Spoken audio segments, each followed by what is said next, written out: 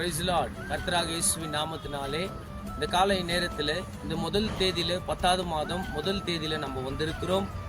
9 மாதங்களை கர்த்தர் கண்மணி போல காத்து வழி நடத்தினார்.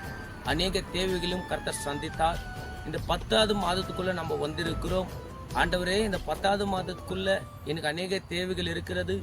ஆண்டவரே, இந்த தேவைகள் எல்லாம் நீங்கள் எப்படி சந்திக்குவீங்க என்று ஒரு கவலை உங்க உள்ளத்துல இருக்கலாம். இந்த வார்த்தை விசுவாசிங்க.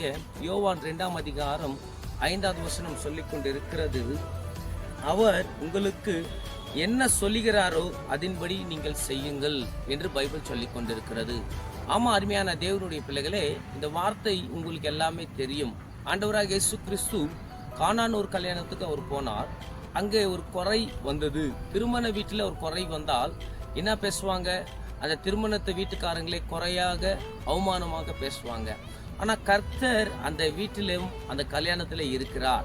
அந்த இடத்துல திராட்சரசம் குறையானது. ஆனா கர்த்தர் சொன்னார், அந்த இடத்துல மரியாள் அந்த சீஷர்களை பார்த்து சொன்னார், இயேசு என்ன சொல்றாரோ அதன்படி நீங்கள் செய்யுங்கள் என்று. இந்த நேரத்துல இந்த வார்த்தை நம்மளுக்கு என்ன சொல்லி வர்றார் என்றால், வேத வார்த்தைகள்ல நம்மளுக்கு என்ன சொல்லப்பட்டு இருக்கிறதோ அந்த வார்த்தை பிரகாரம் நம்மளோட வாழ்க்கை அர்ப்பணித்தால், இந்த வார்த்தை பிரகாரம் நம்மளோட வாழ்க்கை முன்மாதிரியாக இருந்தால் நம்மளோட வாழ்க்கை செழிப்பாகவும் இருக்கும்.